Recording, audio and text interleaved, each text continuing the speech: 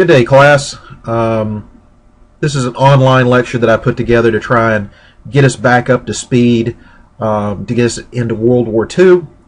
Our last lecture class, we discussed World War I and America's entry into it and the effects of that war. And so we're going to transition into the effects of that war on the decade afterwards.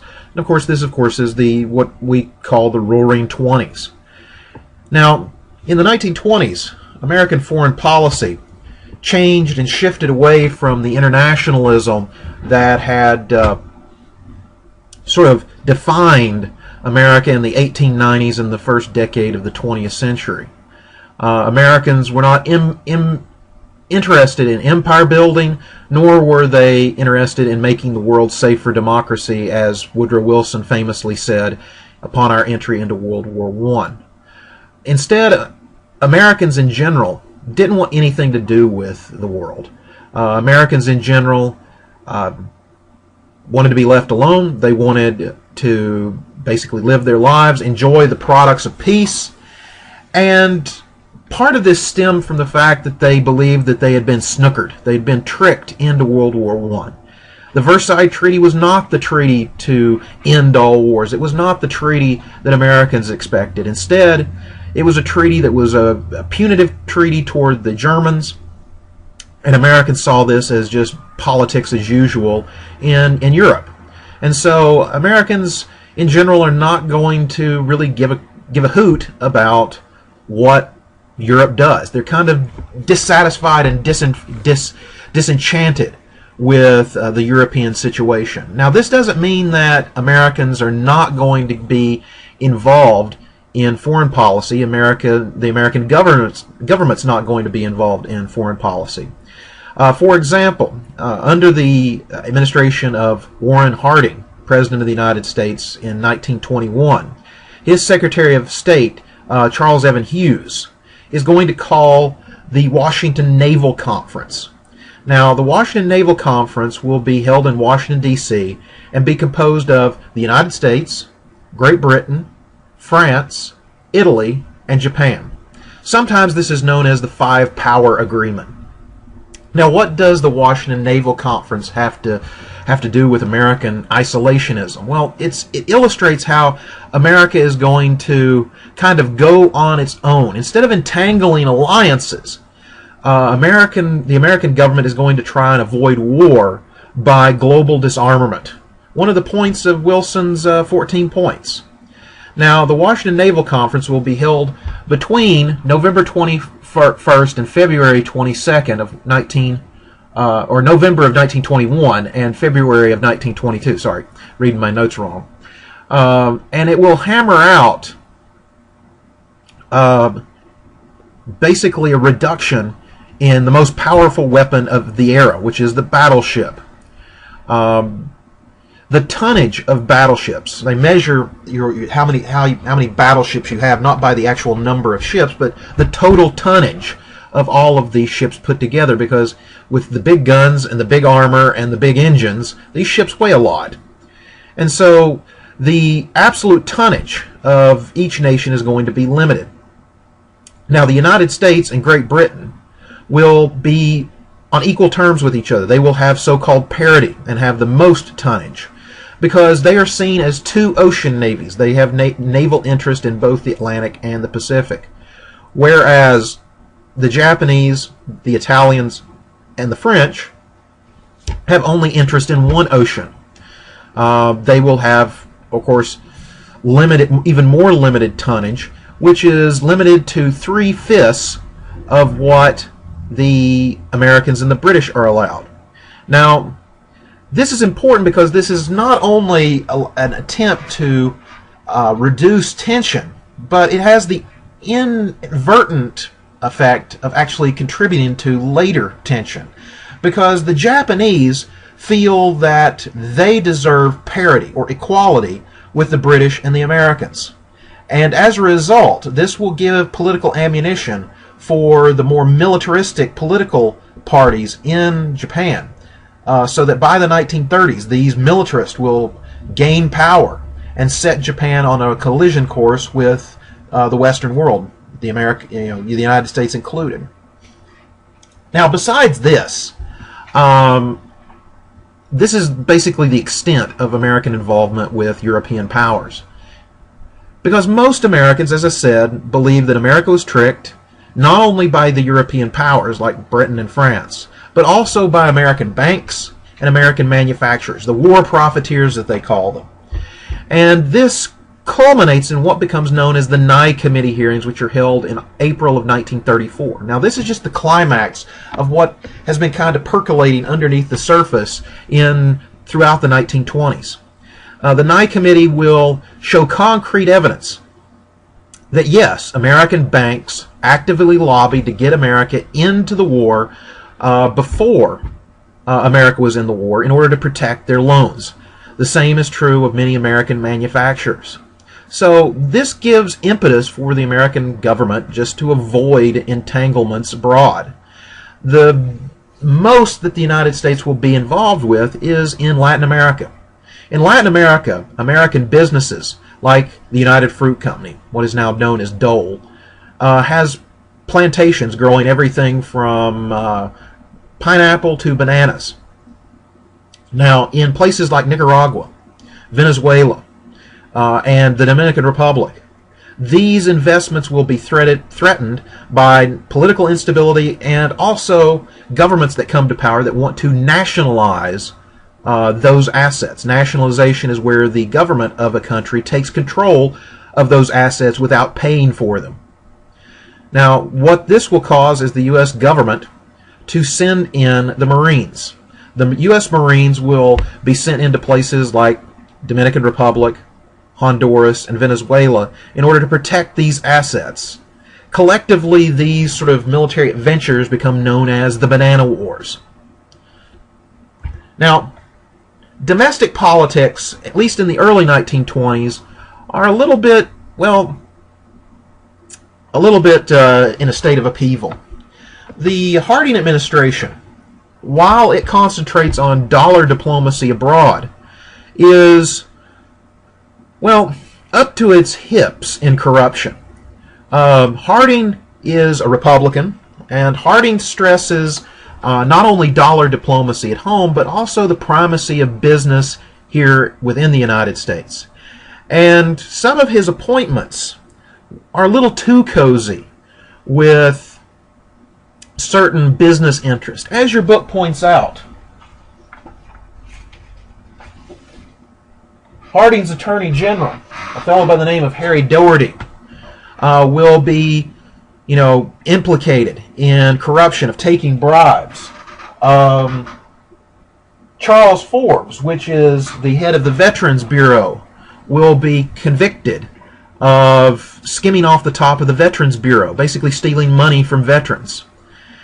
And one of the biggest issues is Dougherty taking bribes to sell public assets, in this case Teapot Dome, Wyoming, which is a oil reserve, basically an oil field that the U.S. government owns and is reserved for national emergencies such as wars. The Navy actually owns it, and Dougherty is going to sell it. And the Teapot Dome scandal will help bring down the Harding administration, because Harding will have a heart attack and die as a result of the stress of these scandals. He will be replaced by Calvin Coolidge. Now, Calvin Coolidge is kind of an interesting character in that he is a laissez-faire capitalist. He believes in limited government, and he is famous. He has a famous saying that America's business is big business. So what Coolidge is going to do is simply not do anything. Coolidge is noted for being having moral scruples, but at the same time, he believes that the whole point of the executive branch is to carry out what the legislature, the Congress, does, but nothing else. So, there's an interesting tale that you could often find Coolidge sitting on the front porch of the White House whittling. And at the time, there was no fence around the White House grounds. This was still the people's house before World War II. And many people corroborate this because they literally could walk up onto the yard and sit down next to the president and carry on a conversation. So it's corruption and lack of government involvement in the economy that are hallmarks of the 1920s. Now, business is definitely booming in the 1920s. And what is born out of America's ever-growing manufacturing base is a consumer culture. Because Americans are going to be flooded with various varieties of labor-saving devices, kitchen devices, vacuum cleaners. I mean, everything you can think of that we have today. Many of them were introduced to middle-class America for the first time in the 1920s. Why do we have this sudden splurge in consumer goods? Well, the consumer culture is born out of a need to find a way to take up excess production capabilities. During World War I, manufacturers expanded production at a phenomenal rate.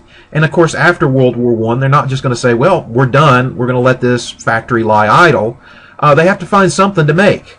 And the booming economy also gives Americans plenty of discretionary income, so now Americans can afford to buy labor-saving devices like new stoves, like mixers, like vacuum cleaners, and basically have a new modern society.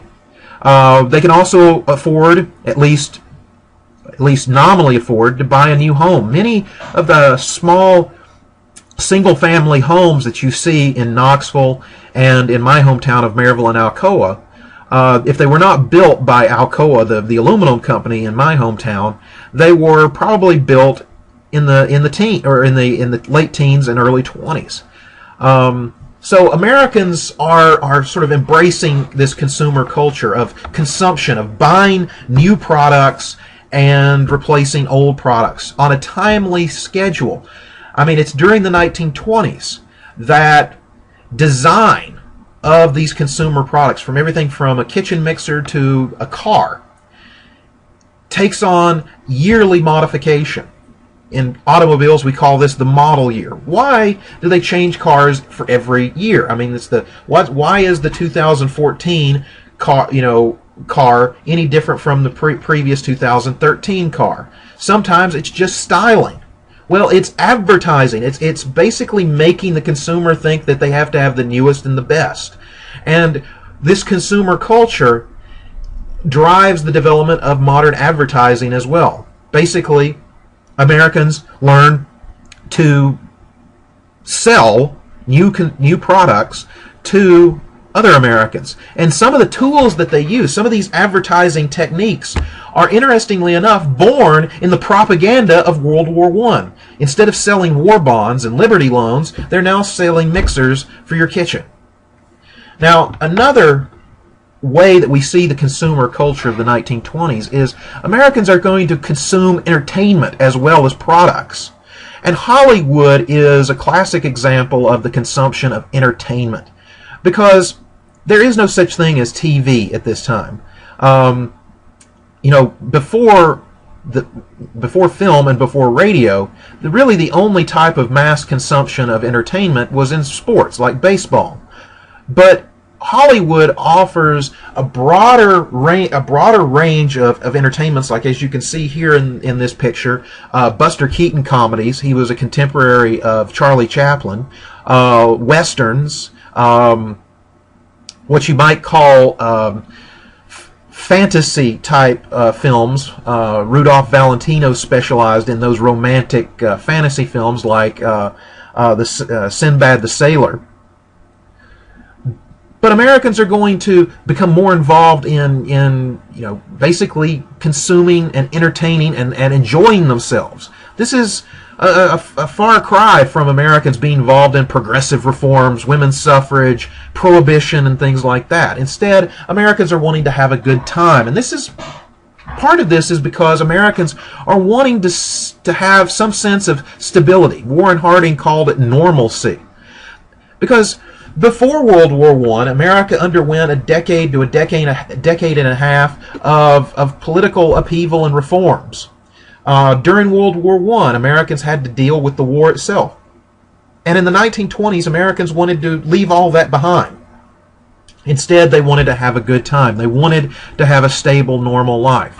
And for this reason, there is sort of this political pressure, whether it be voiced or just unstated. There's a political pressure, if you will, for, well, the minimization or even oppression or suppression of any activity that might endanger that stability. In 1919, America undergoes a Red Scare. This is a fear of communist revolution, because at the end of World War I, it was becoming clear what was going on in the Soviet Union. The Soviet Union was created. It was founded in 1917 as the result of a communist revolution against Tsarist Russia. And Americans were looking on in 1918 and 1919 and seeing that not only was the Soviet Union or the Russia being turned into the Soviet Union because of a revolution, but you see the revolutions in Europe. You see the southernmost part of Germany trying to break away as the Bavarian Soviet Republic. You see communist uprisings in Paris and other major European cities. And so many people fear the Red Menace here in this country. And because of this Red Scare, before leaving office, Woodrow Wilson will task a young bureaucrat with the creation of, basically a national police force. And what this will become is the Federal Bureau of Investigation. The FBI is born in some way or another as a tool of political suppression. Because J. Edgar Hoover, not Herbert Hoover, J. Edgar Hoover will head the FBI from the 1920s all the way up to the 1960s. And it's Hoover's belief that the FBI is there to basically protect mainstream America from anything that will upset mainstream America. And Hoover's FBI, if you look at some of the things that Hoover did from the very first day in 1919 and 1920, is aimed at keeping Americans in line, at political oppression, because it is Hoover's FBI, or at least the precursor to Hoover's FBI that is formed in World War I, that is tasked with enforcing the Sedition Acts. This is basically the national police force to enforce, well, jailing those that criticize the government. We also see this fear of the other foreign elements, disturbances in stability, in that labor unions are suppressed. This is another facet of the Red Scare, because many Americans feel that labor unions, especially the big, large national unions like the AFL, have been infiltrated by communist agents. In some ways, they are true. Communist agents have infiltrated labor unions, but it's not as dangerous as the opponents of labor unions make it out to be. So labor unions are going to be suppressed in the 1920s. Those that voice political opinions that are considered radical are also going to be suppressed during this time period. We see this in the case of Sacco and Vanzetti. This is a court case that comes to sort of fascinate the American mind and the American public's mind. Sacco and Vanzetti were both Italian immigrants. They were avowed anarchists. They believed that the U.S. government had become oppressive and needed to be violently overthrown. However, the evidence that came out in the court case was that Sacco and Vanzetti were not guilty of what they were being charged with, which was a murder, a robbery gone bad. There was good evidence that both of them were not even in New York, where the murder took place, when the murder took place. However, because of the public outcry and the public demand that something be done against these anarchists, both men were convicted of murder, and then within a year, both of them died being executed in the electric chair. Now, this need for normalcy and stability also causes a revival or a reemergence of American nativism. What I mean by American nativism is a fear of foreign elements or foreign ideas. We see the fear of foreign ideas in the Scopes monkey trial. Scopes was a high school teacher that in Dayton, Tennessee, so just down the road, he taught the theory of evolution. Now, what Scopes did not know, or maybe didn't care about, was that the U.S., or not the U.S., but the Tennessee state legislature had just passed a law making the teaching of evolution illegal. It was against state law. So Scopes was arrested, he lost his job, and the ensuing trial to vindicate Scopes became sort of a national celebrity trial, because the prosecutor was none other than William Jennings Bryan, the 1896 presidential candidate. The man defending Scopes was a fellow by the name of Clarence Darrow, one of the lead attorneys for the American Civil Liberties Union. And even though Scopes lost the trial, the publicity of the trial made his opponents look like, well, primitive, backwoods bumpkins is the best way to describe it. So the trial did not accomplish what the people that were prosecuting Scopes were aiming to do. We also see fear of the other in the reemergence of the Ku Klux Klan. Now, the original Ku Klux Klan was founded actually in Middle Tennessee in the 1870s to basically keep freed blacks in their place, to reestablish the racial hierarchy of the pre-Civil War South. However, the enforcement acts and the use of the army in the 1880s effectively destroyed the old KKK. It doesn't mean that they went and hunted down all the members. It just means that as an organization, the Ku Klux Klan had to go into hiding. However, a new Ku Klux Klan was officially organized in Ohio in the 1920s. And this new KKK would not only focus on racial supremacy in the South, but also it would have a declared mission of fighting communism, fighting anything against Christianity, fighting against anything that could cause the country to be unstable. In effect, the Ku Klux Klan was trying to tie itself to American nationalism. And for this reason, the Klan was not seen as an evil body. I mean, in the late 1920s, the Klan would march in Washington right in front of the Capitol building, and nobody would challenge it. They had a legal right to, but no counter-protesters were there either. Because one of the things the Klan and many American conservatives worried about was that America was a culture with a split personality. On the one hand, many Americans, especially the older crowd, hungered for normalcy and stability, whereas their younger siblings and their children hungered for entertainment, hungered for fun, hungered to basically break out of the mold of the Victorian era that had dominated American culture prior to World War I. And the best case study of this is Prohibition. Because in 1919, actually, I take that back, in 1917, the Volstead Act is passed by Congress. In 1919, it is passed by the states, thus becoming not only a law, but it becomes an amendment to the Constitution of the United States. It goes into effect in 1920.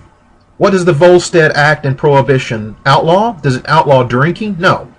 It is not against the law to drink under the Volstead Act. Instead, the Volstead Act outlaws the production, transport, and sale of alcohol.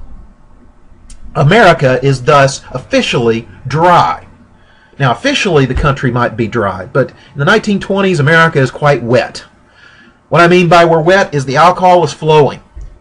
Because many Americans, especially America's youth, those people in their 20s and 30s, are wanting a good time, and they're wanting alcohol as part of it. And so, those willing to break the law will open illegal bars, illegal pubs, illegal dance halls that serve alcohol. These become known as speakeasies because since they're illegal, they can't be on the the front boardwalk or on Main Street. They have to be in the basements of buildings or in out of the way places. And they have to be disguised. So if you went up to a speakeasy, more than likely you wouldn't know it was a speakeasy. So if you're walking around, say, New York or Chicago, you know where the speakeasy's at, not because of advertising and signs, but because somebody told you it was there. But it doesn't guarantee that you're going to get in. You have to knock on the door. Usually the door stays closed and a little window will slide open. They'll ask you, what's the password? And if you know the password, you say it to the doorman easily. You speak easy because you don't want to say it too loud because the cop walking is beat. They didn't have cops in cars back then. The cop walking is beat may hear you. And so you're let into the speakeasy and you walk down some stairs or a hallway or whatever, and down in the basement of a building or some out-of-the-way place, there's a nice happening club. As you can see, here's a drawing of what a speakeasy might have looked like.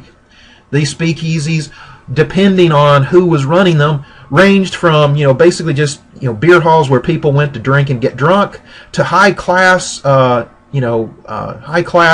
dance halls and bars where not only did you go to get something to drink, but also have some female companionship, take your date to, have a nice dinner, dance some, listen to a jazz band. Now, who runs these speakeasies, and more importantly, who provides them with the booze? Well, since it's illegal to manufacture and produce and sell alcohol, the only people willing to do this are criminals. And of course, if people are wanting it and there's high demand, it means there's money involved. And since there's money involved, this is going to be something that draws in some of the worst criminal elements and help them immensely. Because it is prohibition that helps found organized crime in this country. Before Prohibition, before the 1920s, the highest level of organization for most gangs were literally that, gangs in New York. You had the Italian Mafia, the Irish gangs, you had Jewish gangs. But because of Prohibition, one of these gangs is going to rise to prominence. It's going to be, of course, the Italian Mafia. The reason why the Mafia will supersede the other gangs of New York is because, to put it bluntly, they're the best organized, and they're the ones most willing to use violence to protect their assets. And so they're going to expand to a national organization. So if it wasn't for Prohibition, many people would argue that you would not have the problem of organized crime in this country. We also see an analogy in the war on drugs. Would you have the organized Mexican cartels if it wasn't for the illegal nature of the product that they deal in? Now, it is organized crime that is going to supply the speakeasies with booze. Where do the people come from? Well, the people, of course, are the younger generation who are rebelling against the Victorian mores and morals of their parents. Women in particular. As you can see from this picture right down here, this is a new woman, as they like to call themselves. They also were called flappers because they would, on the dance floor, they would flap either their accoutrements or even their dresses. Gone were the Victorian era dresses that came all the way down here to the ankles and covered the arm to the wrist. Gone were the Victorian broad-brimmed hats and the multi-layered dresses. Instead, women are going to show some skin, they're going to show some leg, they're going to wear dresses that show their figure, they're going to bob their hair, they're going to show themselves. Not just literally show themselves, but they're going to go to these speakeasies, they're going to go to the movie theaters, they're going to go to places like this by themselves. They're not going to be escorted by older brothers, they're not going to be escorted by their parents. They're going to go out on the town singularly in groups or with their boyfriends. Now, while young Americans are voicing their new power, if you will, especially women, blacks will also assert their voice. Because it's during the 1920s that you have what is known as the Harlem Renaissance. Now, blacks in this country, especially in places like New York, are in an interesting position in society. On the one hand, they are They are outcast, if you will. They are a separate society. Harlem, for example, is its separate neighborhood, even though it's part of the five boroughs of New York. You know when you go from the white parts of town to Harlem when you're walking in New York. However, is this isolation, this forced isolation, this forced separation, which will allow black Americans to form their own culture that's unique, and a unique culture that's going to draw in white people, especially young white people. The Harlem Renaissance is a period of artistic expression, painting, writing, but especially music. Because it's during the Harlem Renaissance that jazz comes of age. Now, jazz is sort of an adaptation of previous black music, namely blues, but with the combination of big band instruments. And it's a faster pace, it's lively, it's something that you can dance to. Now, what's going to happen is that in Harlem and other black neighborhoods in large cities around the country, black artists, whether they be actors and whether they be musicians, are going to start acting and performing in clubs and theaters like the Apollo Theater in Harlem. And their performances are going to, the news of these performances are going to leak out. And young white Americans are going to say, we don't want to go to these places that are just kind of boringly white. We want to go to Harlem. We want to go and see what this new jazz is. As jazz's popularity grows, not only will white people go to black clubs in Harlem, but the owners of speakeasies and clubs, for example, will actively recruit jazz musicians to come and play in white clubs. And so you have this blending of cultures that is caused by the attempt to separate them. And this, of course, this blending of cultures helped break down those barriers between blacks and whites. Now, why did all of this end? Why did the 1920s come to an end? Well, it comes to an end because the 1920s was an economy fueled by debt. Not only did people have good jobs in the 1920s, but people had easy credit. So, if the economy is going good, banks and businesses like, retailers had an incentive to give people easy credit. Most people didn't have a credit card back then. There was no such thing as an actual credit card like a MasterCard or Visa. However, large retailers like Macy's, for example, you could get a Macy's credit card to use at Macy's. You could buy on credit from the particular retailer. And many Americans, believing that, hey, the economy's going good, I'm getting pay raises on a regular basis, I'm making money in the future, I can pay off these debts, I'm going to buy stuff on credit. Now, not only are they buying stuff on credit, many individual Americans are starting to play the stock market. Before World War I, the majority of people playing the stock market were, people in the financial sector, people like J.P. Morgan, people in finance in the banks, or people with a lot of money that they need to find some place to put it. They're wanting to invest. However, during the 1920s, interest rates are artificially kept low by the Federal Reserve, which means that while on the one hand Americans have an incentive to go into debt because the interest rate is so low, they have a disincentive to put their money in things like a savings account because it's not going to earn anything. So stock dealers start to actively advertise, hey, the stock market's growing.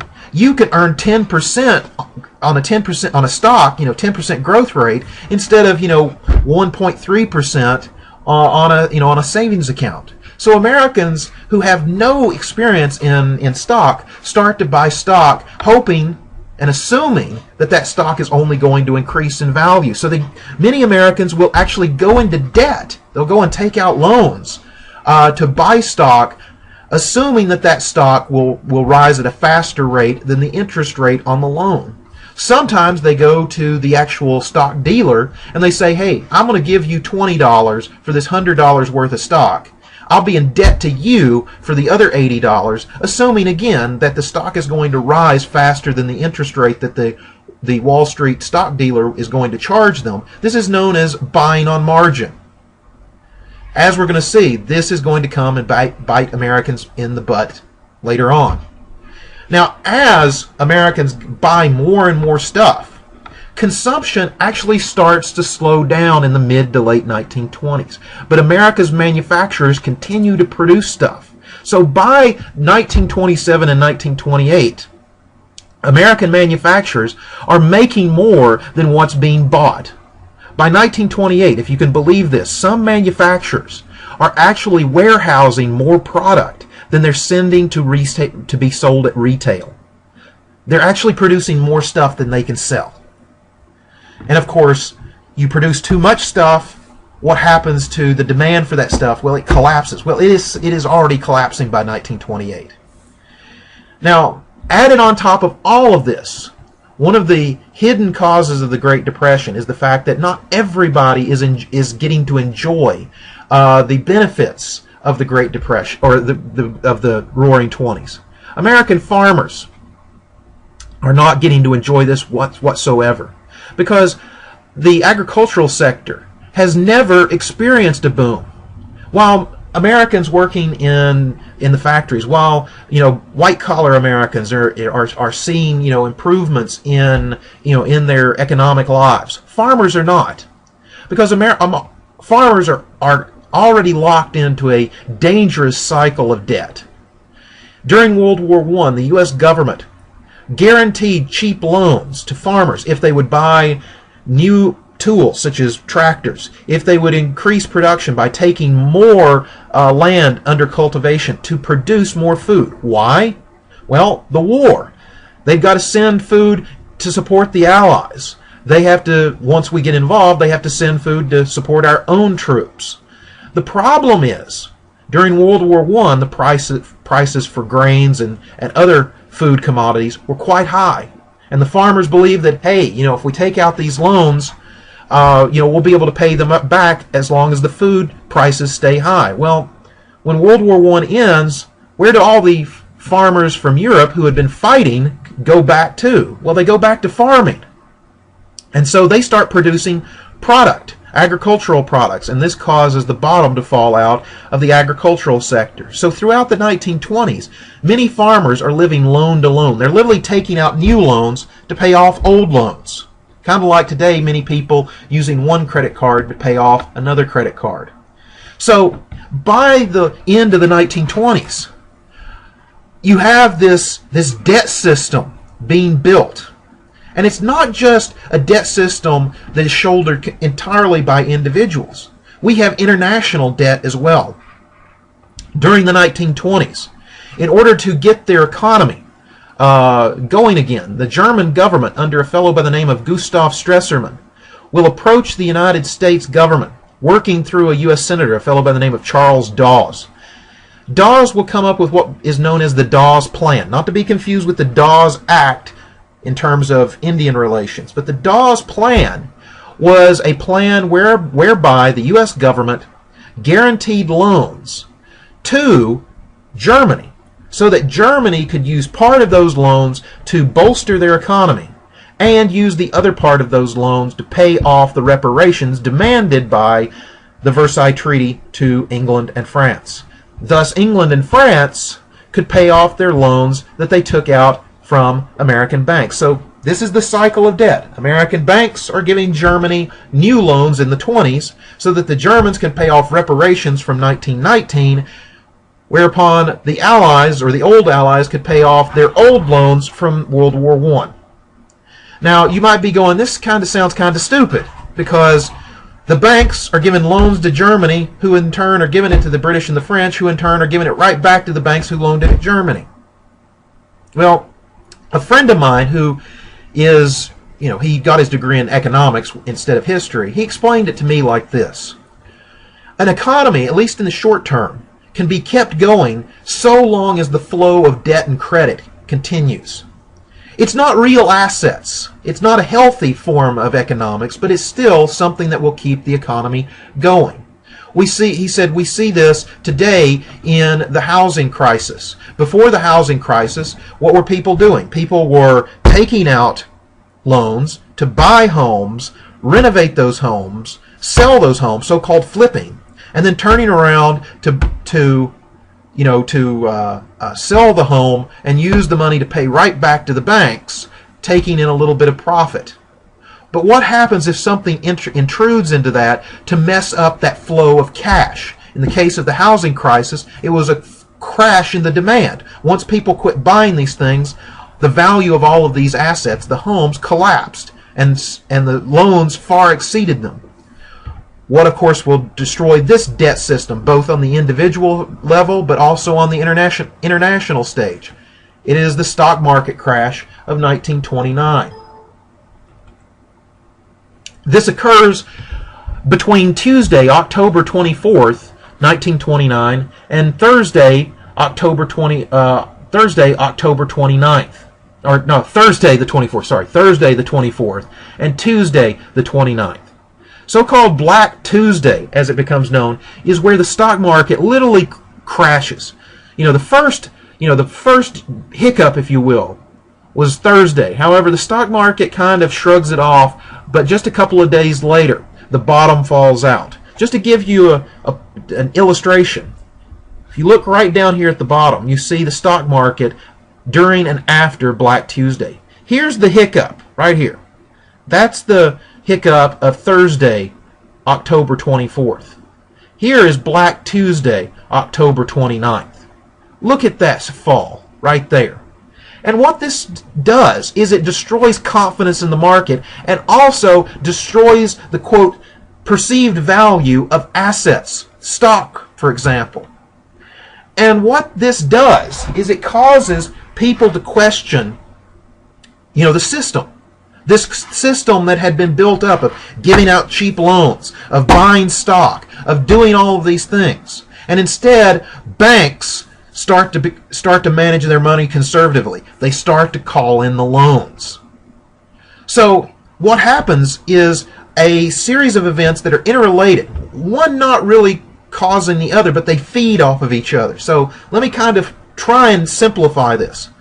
Large banks, being concerned about their own assets because they're heavily overextended, they've loaned out millions of dollars, they start to call their loans. How do large banks call loans? Well, they don't loan out any more money, and they start raising the interest rate on those loans that are already out.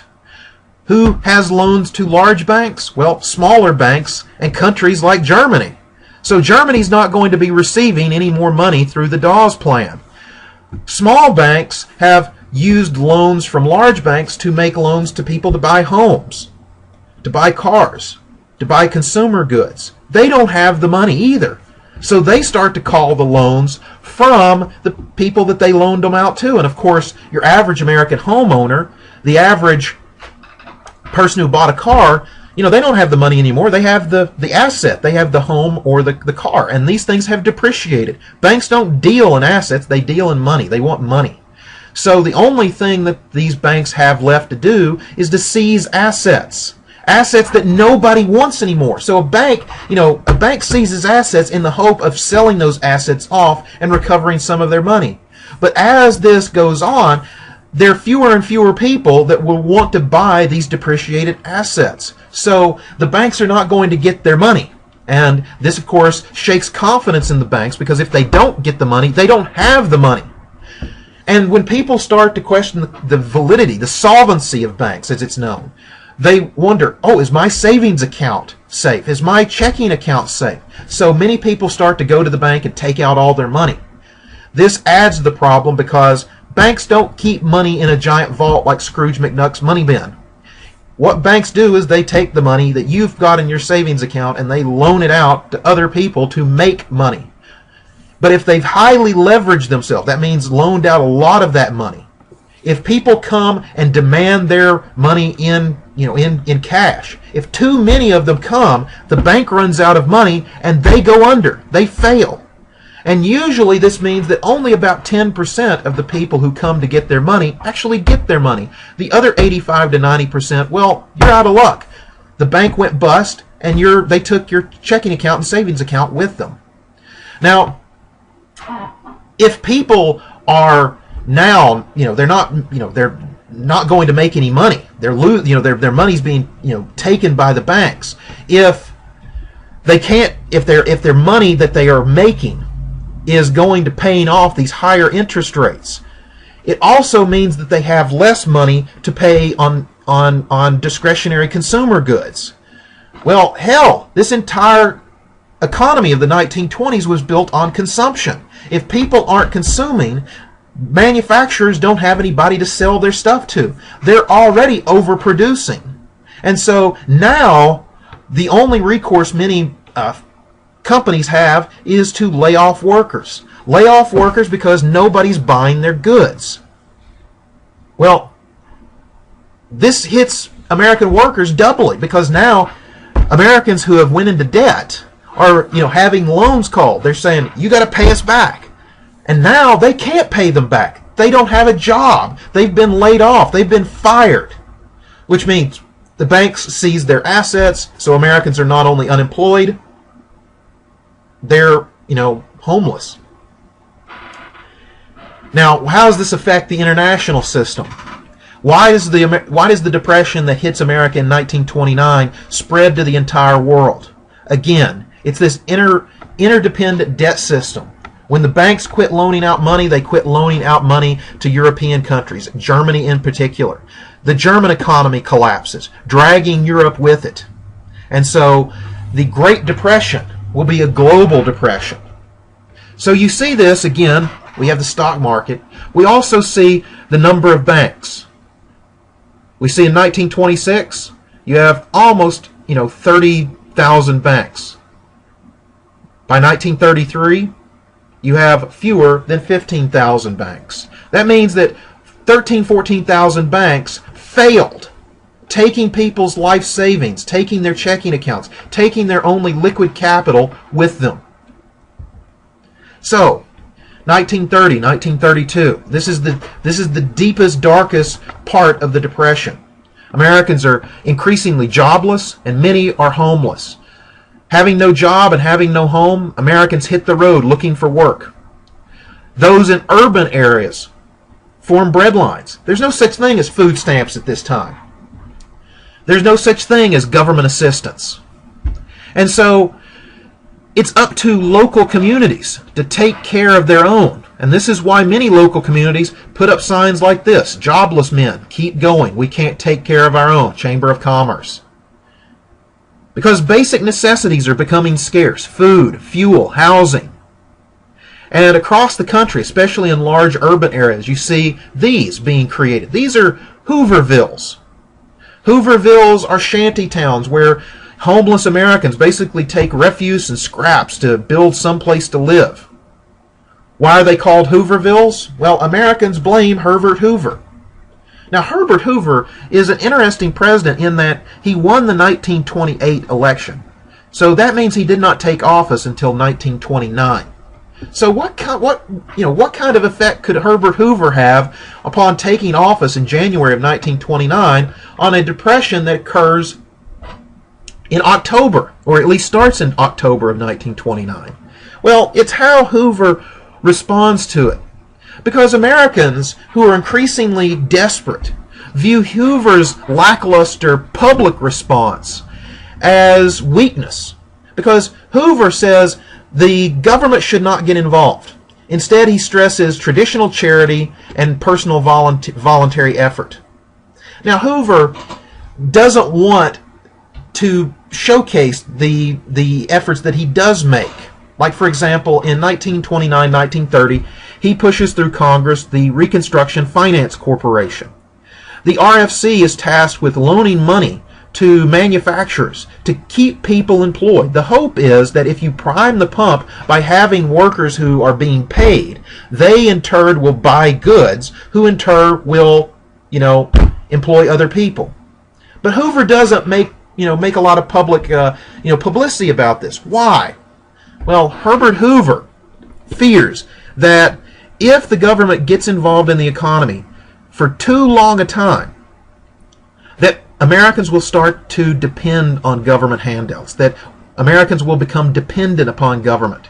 He is famously quoted as saying that if the government becomes involved in taking care of this situation, in taking care of the Depression, the policies would produce a permanent underclass in the United States. But Americans at this time aren't worried about the future. They're worried about the here and now. These layoffs cause strikes. As Americans are laid off, unions start to say, hey, wait a minute, you shouldn't lay off half of us. You should, keep us employed. How do we, keep paid, stay paid? It makes, one worker, envious of another. And so this causes a whole nother round of industrial strikes and that industrial warfare that we were talking about. We also see, major, possible revolutionary action in Washington, D.C.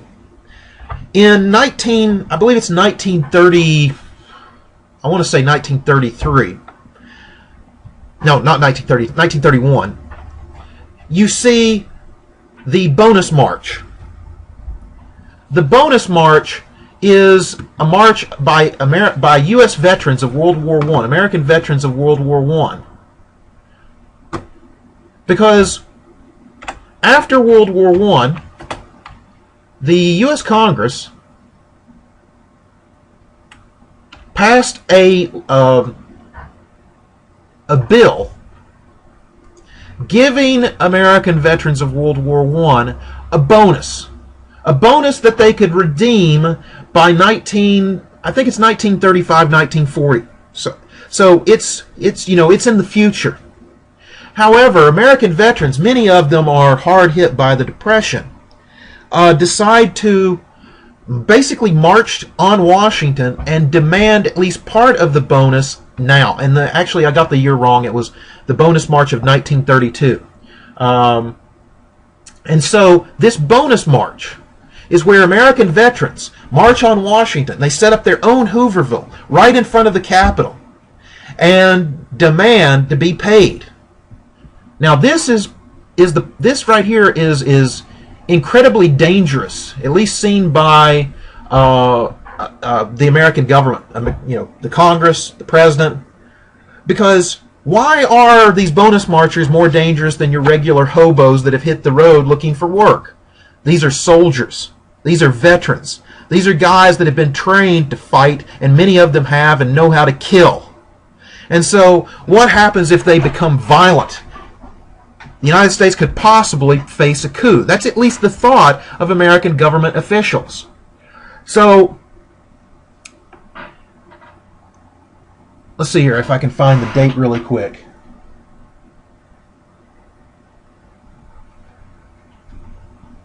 Let's see here. My notes. I actually have who's involved, but I don't have when it ended. Okay. Well, how it ended is the U.S. Army is ordered in. Actually led by a future famous general, Douglas MacArthur. Douglas MacArthur is tasked with containing the bonus marchers. However, MacArthur will order his subordinates, one of them another famous general, George S. Patton, to drive the bonus marchers off the mall. And Patton will actually command a tank company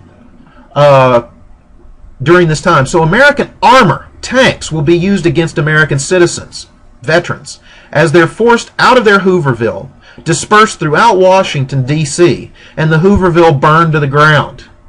Of course, this is reported on in the American media, and of course this is a blot as Americans cry shame, shame against both the United States government and the U.S. Army. Now, I can't really stress this enough. This was a very touchy situation in American life because in August of 1932, going into the 1932 presidential election, the U.S. economy is very sluggish to say the least, non-existent in some areas. The reported unemployment rate is over 25%. But this is not taking into account those people who never report whether they're out of work or not, and those that are underemployed, those that are working odd jobs just for a little cash. So the unemployment and underemployment rate could be far higher than what we know. Now this is compounded by ecological disaster, the Dust Bowl. During the 1920s, the heavy cultivation as farmers try to keep up with their long-standing debts, combined with a drought that lasts for about 3 years in the late 1920s and early 1930s. What happens is literally the topsoil dries up to the consistency of talcum powder and starts to blow away. As you can see here, I believe this is a town in Oklahoma. This dust storm as it approaches the city. The sky is literally blacked out. And as American farmers in Oklahoma, Arkansas, North Texas, Missouri face these type of conditions right here, where you have the soil literally strangling communities, where farms no longer resemble green fields of corn and wheat. Instead, they resemble something like out of the Sahara Desert. Americans they've had enough, or they lose the farm. If you can't farm to pay off the debts, many Okies, as they become known, because Oklahoma is hit the hardest. Many of these Okies are forced off their farm, or they just decide to leave on their own, and they head for greener pastures out west.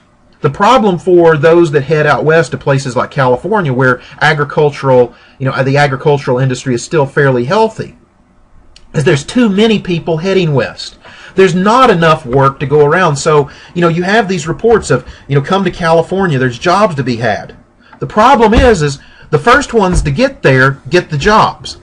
The next ones come there, there's no jobs to go around, but they put such a strain on the labor supply that the ones that already have a job run the risk of having the pay that they already have being cut, because, we can fire you and we can hire this other person for half price.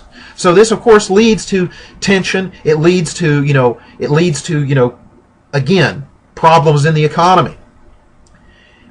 In 1932, America seemingly was starting to come apart. America was becoming overly fluid. The government was scared that there are too many hobos, too many people, riding the rails on the road, just people fleeing. Families were breaking apart as husbands, basically ditched their families, either looking for work or just because they couldn't support them anymore. Mothers were going to work, leaving their kids at home to fend for themselves, as both the husband and the wife were trying to find work. And this is one reason why FDR is elected in such a landslide. I mean, look at this. This areas in blue right here are the counties that FDR won. I mean, he basically beat the pants off of Herbert Hoover. Why? Because the economy was at its lowest level coming into this election, and Hoover was being blamed. He was seen by the public as not doing anything, and his calls for private initiative were falling on deaf ears. Whereas FDR's cries for, or promises, I should say, FDR's promises for vigorous action, hit a resonating chord in an America that was, struggling through the, 3 years since 1929 of depression. And FDR already had a proven track record. So who is FDR? Well, FDR is, he's an American elite. He is the son of wealthy New Yorkers. His home is in Hyde Park, New York, which I've been to Hyde Park. This is the what you might call the country estates of some of America's wealthiest individuals. People like the Vanderbilts had a huge estate right next door to the Roosevelts. Where did FDR's father and grandfather get their money? Well, they were traders and merchants here in East Coast merchants involved in what was known as the China trade back in the 1800s. Now, Roosevelt is going to use this family fortune and family connections to catapult himself into national politics. In World War I, he is the Undersecretary of the Navy. By the 1920s, he is the governor of New York. And when the Great Depression hits in 1929, he is going to start to institute at the state level many of the same types of reforms that he will try and pass as the New Deal as president after 1932.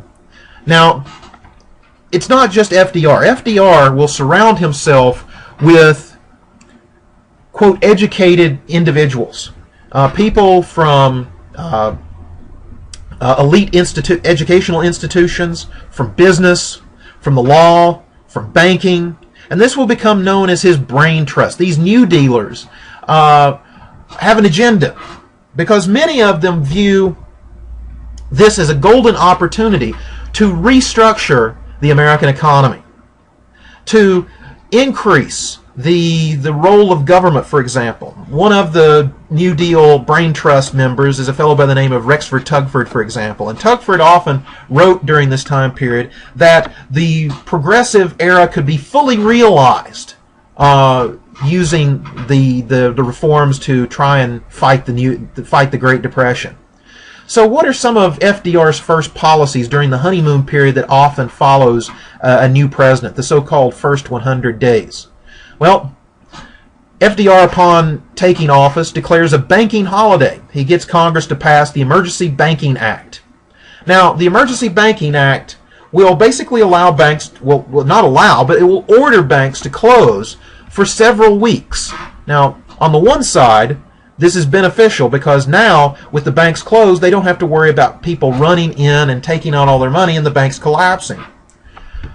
But look at it from a bank account holder's point of view. You're in desperate need of your money, and now you can't get it out of the bank. What are you going to do? So this banking holiday, while it sounds all great and wonderful, actually is very hard on the average American because now they don't have access to their cash. They may be able to get it in the future, but they may wind up losing their home in the meantime. Another law that is passed, another reform that is passed, is the so-called Glass-Steagall Act. Glass-Steagall bans, it forbids investment banking for banks from, let me backtrack here. It bans banks from being involved in investment banking on the one hand and personal banking on the other. Personal banking is they've got your savings account, they've got your checking account, they're giving you a home loan. Investment banking is we're going to loan out millions of dollars for stock acquisition, to buy out a company, to do these risky schemes that might fall flat on their face. It effectively bans that. Now, this Glass-Steagall Act is important because many people point to what's the word I'm looking for? They got rid of Glass-Steagall. Let's just put it that way. Starting in the 1970s, throughout the 1980s, and culminating in its final sort of death in the 1990s, Congress will repeal. That's the word I'm looking for. They will repeal Glass-Steagall. So in the late 1990s and the early 2000s, banks like Bank of America, for example, could be involved in both investment banking and personal banking. So what do they do with it? Well, what they did with it in the 2000s is they took people's home loans. You take out a home loan to buy a house. They took their home loans and they combined them into one financial instrument. And then they took this financial instrument, they basically mixed up the value of all these people's home loans, and then cut them up and sold them as if they were stock. They're called housing derivatives. And so if I was wanting to invest, I'm not taking out a loan, I'm not, got a bank account, I'm investing. I'm speculating. I'm playing what amounts to a new type of stock market, a derivative market. Because I'm going to buy this derivative, this housing derivative, on the assumption that people are going to continue to pay their mortgages, and in paying into their mortgages, the banks will pay into this financial instrument that I have a part of. So you have individuals, you have businesses, you have retirement accounts, you have entire cities investing their money, their excess money, in these derivatives because the people selling these derivatives promised them that it was a win-win situation. But what happens in 2008 when the housing market collapses? When people are underwater in their mortgage and quit paying it, well, they quit paying into the financial instrument. And the derivatives, the value of those derivatives, just like the stock in 1928, collapses. That collapse helped drag down the rest of our economy. If it was not for the derivative collapse, we would have had a downturn in the housing market and some effect on the overall economy. But the fact that so many people were invested in these derivatives, businesses, municipalities, the value and their assets were dragged down with it. That's the importance of the repeal of Glass-Steagall. Now also, in FDR's first 100 days, he will pass a series of laws and create a series of agencies that are often known as the alphabet agencies. One of the first is the Civilian Conservation Corps. The Civilian Conservation Corps was nominally created to give young men between the ages of 16 and 24 who were unmarried a job, to keep them from being, on the streets in trouble. However, some new dealers, like for example Rexford Tugford, believed this was a good way to restructure the American economy. If the CCCs could be made to be permanent, instead of having a generation of young men flooding into the job market every year or so, depressing labor prices, what you could charge for your labor, the government could give them a job and allow that to be smoothed out. Likewise, the Agricultural Adjustment Act of 1932 also aims to smooth out the boom and bust cycles of agriculture. Because what happens when the Great Depression hits? Well, people don't have the money to buy excess food. Some of them can't even buy the food that they need, and agricultural prices collapse. Well, the solution for this is to either do one of two things. Have the government buy up those products that can be stored, like grains, and sell them off when the price rises, to store them and artificially depress the supply. The other way is to use basically government money to pay people to destroy crops and slaughter animals. So you have this interesting dichotomy of hungry people in bread lines in American cities, while American farmers are burning perfectly good wheat in the fields, slaughtering pigs and cows, and just burying the carcasses, because they're trying to artificially drive up the cost of the price of these products. You also see alphabet agencies involved in regulating and managing the economy. Let's drop down to the bottom, the NRA. And when I say NRA, I'm not talking about the National Rifle Association. I'm talking about the National Recovery Act. The National Recovery Act set up an organization within the government that would basically coordinate between the government and business to determine what to be made, how much to be made, and what price to ask. Effectively, the government was going to take a role in determining what was going to be produced. Likewise, the Projects Works Administration was aimed to do the similar job of regulating labor for people between the ages of 24 and about 40. This was aimed at older workers who had skills. And if you could suck up the excess labor, so the Great Depression is hit. This is the logic of the New Dealers. The Great Depression is hit. You have a lot of people out of work. Those out of work people drive down labor prices, what labor can ask. So people's wages go down. But what if the government steps in and says, we're going to hire these people to produce something. They're going to build a dam. They're going to build roads. They're going to use their skills to provide a public asset. And we, the government, will pay them. And this will take a strain off of the private labor supply.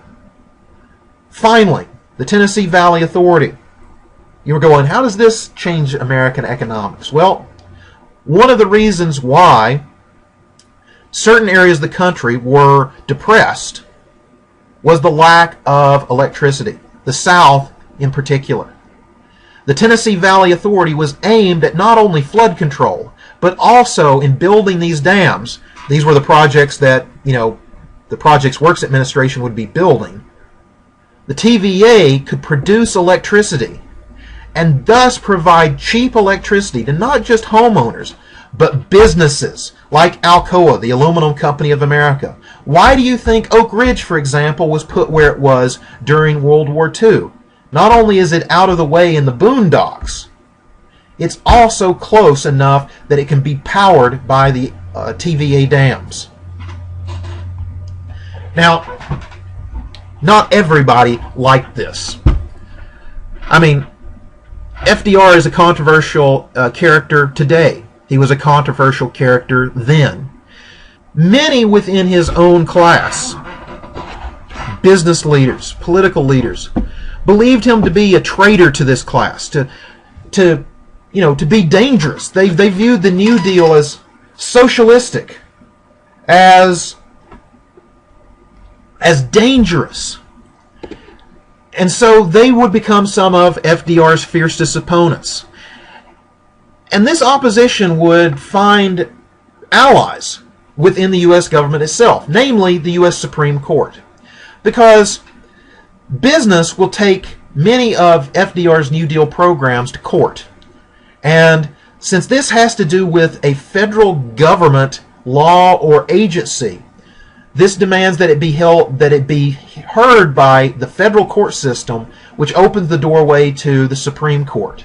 And many of these court cases would be heard by the Supreme Court. For example, the National Recovery Act, the Agricultural Adjustment Act, and the Projects Works Administration would be found to be unconstitutional and illegal. In response to this, FDR publicly claims that the 9 old men, as he calls them, of the Supreme Court have lost touch with the problems of America. He instead argues that, well, the Supreme Court needs to be packed. It needs to be expanded. It needs to be expanded to include people with fresh views and fresh ideas. And he argues that the court needs to be expanded to 15 members instead of its original 9. Now, of course, this means who gets to appoint the extra 6 members? FDR. Now, not even the most ardent New Dealers believe that this is a good idea. And so FDR will lose this fight on the face of it. But in the end, he wins, because this attack on the Supreme Court and its ability to judge the actions of the federal government will scare the Supreme Court members, 2 of which will retire almost immediately. Another one, instead of voting against the New Deal, will start voting for it. So in the end, FDR wins. Now, not all of the criticisms come from the right. FDR also has many critics from the left. One of which is this man right here. This is Huey Long. Huey Long is the governor of Louisiana, the so-called Kingfisher, a very powerful individual and possible contender against Roosevelt for the presidency. Huey Long argues that the New Deal does not go far enough. Instead, he says that programs need to be instituted to guarantee a minimum wage, a home, and a car for every American family. So basically saying the government should provide a home, a car, and a job. Now, Huey Long will be assassinated before his before any of his criticisms can really, take hold. However, he continues even today to be a popular politician in Louisiana politics. Another critic of FDR is a man by the name of Francis Townsend. Now, Townsend's policy recommendations, if you want to call them that, are much more milder than Huey Long's. And Townsend is important to keep in mind because Townsend argues that the New Deal, or at least the first New Deal, does not go far enough in protecting the weakest members of American society, most notably the young and the old. And he would argue that instead of trying to reconstruct society, that the New Deal focus on providing minimum subsistence to those that can't work. Again, children and the elderly. Now, another critic of FDR is finally this guy right here. This is Father Francis Coughlin. Coughlin is an interesting character because on the one side, he advocates socialism, government ownership of the railroads, government ownership of manufacturing. But on the other side of it, Father Coughlin is vehemently anti-Semitic.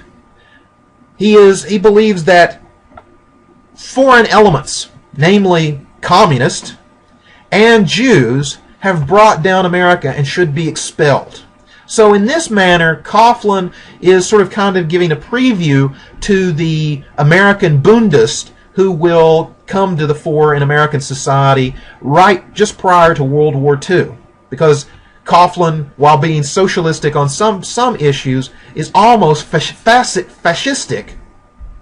Fascism being another word for Nazism. He's fascistic in others. Now these attacks and these battles over the New Deal will lead to the two halves of the New Deal to being different from each other. The first New Deal is aimed at basically reforming and restructuring the American economy, whereas the second New Deal, which is from 1935 to 1938, is aimed more at getting people back to work.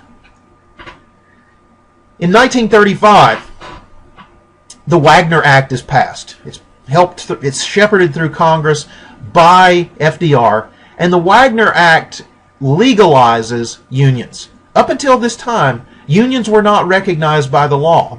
After the Wagner Act, those that were in a union could stay in a union. They could even go on strike in some cases and not fear being fired. Before the Wagner Act, just being part of a union were grounds for dismissal. Now, the Wagner Act will also help to try and keep people back in, keep them employed by limiting the effect of strikes, because the Wagner Act will also create something known as the National Labor Relations Board. The NLRB is basically a referee. It is a referee agency aimed at ending strikes. So if a company, and a company and their labor supply, have an issue, the union goes on strike. If the strike goes on for too long, or if either management or labor asks for the intervention of the NLRB, the National Labor Relations Board would step in and broker a deal between management and labor. And if either side refuses the deal at all, the NLRB has the right to impose a solution. Now, the second New Deal is mainly known not for labor reform, but for make-work projects, giving people money or getting them back to work. It's during the second New Deal that we see the rise of the welfare state, as many people call it. In 1935-1936, Congress passes the Social Security Act. This should sound familiar because this act is aimed at protecting the weakest in our society, namely the elderly. The Social Security Act is not a retirement plan as it was originally envisioned. Today, many people do think of Social Security as retirement. It's not, at least how it was originally worded. I know, I've read the original bill. I've held the original bill. That's kind of cool. When you go to a National Archives, you can actually hold these things. Social Security was aimed at keeping the elderly from having to choose between necessities, paying the rent or having food. The Social Security is going to give them enough money to afford both. You also see aid to dependent children. This is what is often called welfare. When you say welfare mother, you're talking about actually aid to dependent children. ADC is aimed at protecting the weakest on the other end of the age spectrum. Children who can't work, those under the age of 16. The problem many people have come to believe about ADC is that there were unintended consequences, because ADC goes only to mothers who have no other means of support. So they don't have a job and they don't have a husband. So if you have a husband or if you have a job, your ADC benefits can either be cut or not be given at all. And so there is this incentive that critics of ADC claim, that it gives incentive for people not to work and not to get married, not to have a father figure in the house, because if you do, you're not going to get as much money from, Uncle Sugar. That's what Vietnam veterans used to call Uncle Sam. Now, most Americans don't want money. They don't want a handout. This is the interesting thing about the Great Depression as compared to today. While the elderly and the children are going to receive cash payments, many New Dealers try to do the same thing for workers, people in their 20s, 30s, 40s, and 50s, and they're rejected. Americans don't want a handout. They want a job. And so the New Dealers have to abandon any idea of just handing out money, to having the dole. Instead, they have to come up with ways of putting people to work. One way they put them back to work is the Works Progress Administration. Now, this might sound kind of funny. You're going, isn't that just the WPA, just the words redid? Yes, it is. It is very similar to the WPA, but it is different in two ways. First, it is not aimed at soaking up the excess labor supply, and also it's not going to have the challenge from the Supreme Court, because the Supreme Court has kind of been silenced by this threat of it being packed. The WPA is aimed mainly at putting people to work. So how do you put people to work? Well, WPA workers will build schools, they'll build roads, most notably they'll build post offices. If you go to many American cities, like Knoxville for example, the old downtown post office was built during this time period. But not all Americans are construction workers or unskilled labor. How do you put artists to work? Well, as we see here, you put them to work by painting the insides of these post offices. You get these classic murals that are region specific. So I'm going to take it that this mural right here is either from the American Northeast, like Vermont, or from the American Midwest. What about writers? What about educators? Well, as a historian, I could have probably gotten a job working on a project to write the state history of Tennessee. And so you have these work projects that are geared to try and get something out of the money spent. That's what Americans want. That's what Americans are demanding. They're not demanding the dole. Now let's look at American culture in the 1930s. Because Americans don't want to be reminded of their problems. Americans don't want to be reminded of future problems. That's why if you look at some of the movies, the radio shows, what's being produced in terms of American culture is very escapist. Look at Disney cartoons. Disney cartoons like Fantasia, for example, are these fantastical tales, or they're sort of revamped versions of fairy tales, except this time the fairy tales always have happy endings. I mean, if you really look at it, the original fairy tales, many of them are gruesome and they end badly. Disney made them happy. The prince gets the princess in the end tale. That's what Americans are demanding. Or they're demanding the Looney Tunes. This is, the Looney Tunes come out in the 1930s, where you have crazy, wild rabbits and Daffy Ducks that do stupid things, senseless cartoon violence.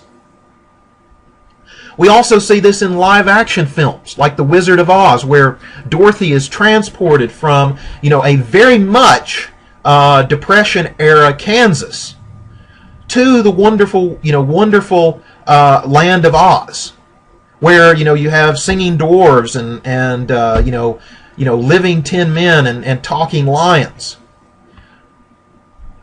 But in the end of the movie, this is something interesting. Americans were not completely escapist, because The Wizard of Oz is kind of like an analogy. Americans want an escape for a little while, but they don't want to escape completely.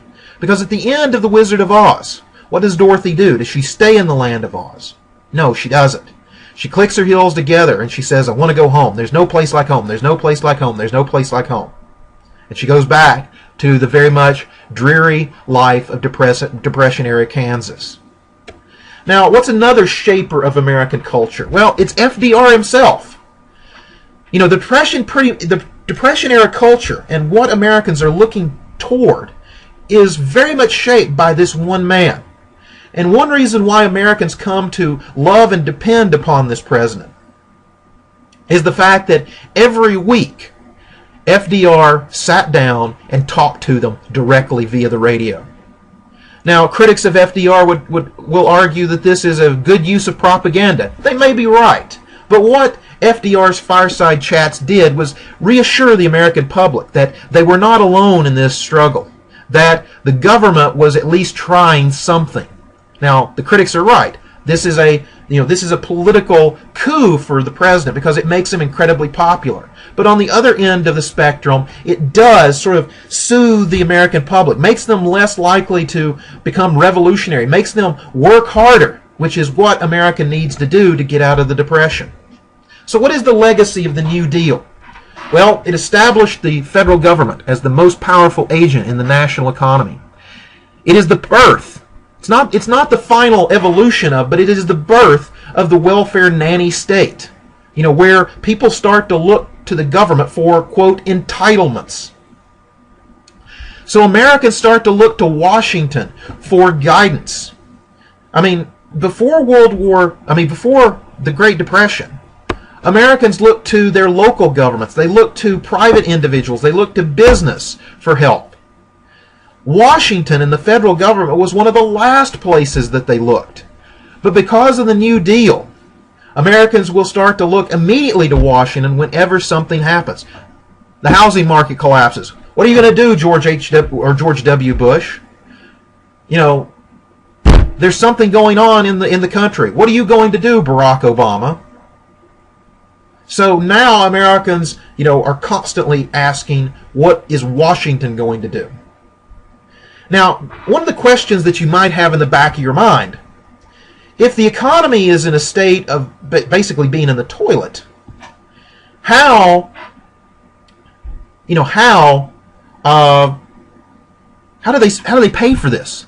How does the federal government pay for the New Deal? Well, they do it on deficit spending. The government's going to print and borrow money.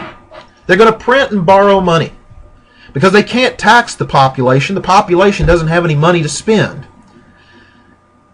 Now, this is a direct outgrowth of the economic theories of John Maynard Keynes. Now, Keynes, a British economist, argued in the teens and 20s, before the Great Depression, that a government can smooth out the boom and bust cycles, help alleviate the stress of an economy by taxing the public during good times and then spending that money in lean times. And if necessary, to borrow money to bolster the economy. Well, isn't borrowing money or printing money going to devalue money? Well, according to Keynes, while the money supply may start to inflate, meaning that the money is worth less, the positive effects of having a growing economy, the economy is going to grow faster than inflation. That is the theory. And the New Dealers embrace it wholeheartedly. Now, many people would argue, at least especially defenders of the New Deal, that Keynesianism worked. However, critics would point to the fact that a lot of the problems we have today is the fact that the government spends more than spends more and borrows more than the economy is actually producing. The economy isn't growing at the same rate as our deficit is, our debt. Now, another legacy of the New Deal is that Roosevelt is going to build an effective coalition party that's going to dominate American politics until the 1980s. Congress, especially, is going to be mainly democratically controlled from 1940 all the way up to the 1980s. How does he do this? Well, he takes the traditional base, labor, and incorporates others, like old progressives, minorities like blacks, because blacks, which had traditionally allied themselves with the Republicans, they feel indebted to Democrats, especially Democrats like Eleanor Roosevelt, for including them in New Deal programs. Likewise, women are going to be included in New Deal programs. And women voters are going to reward the Democrats by becoming loyal voters to this coalition party. So while you may have Republican presidents like Eisenhower, Nixon, you're still going to have Truman, Kennedy, LBJ, and Carter, while all the while Congress is going to dominate for most of the time the House and the Senate. Now, next class period, I'm not going to go on and talk about this in this online lecture because it's long enough for you to hear me droning on and on and on without you being able to ask any questions. This Friday, we're going to talk about the start of World War II and hopefully get through almost all of it. So I'm going to end here, and I will see you guys on Friday. Thank you very much. Bye-bye.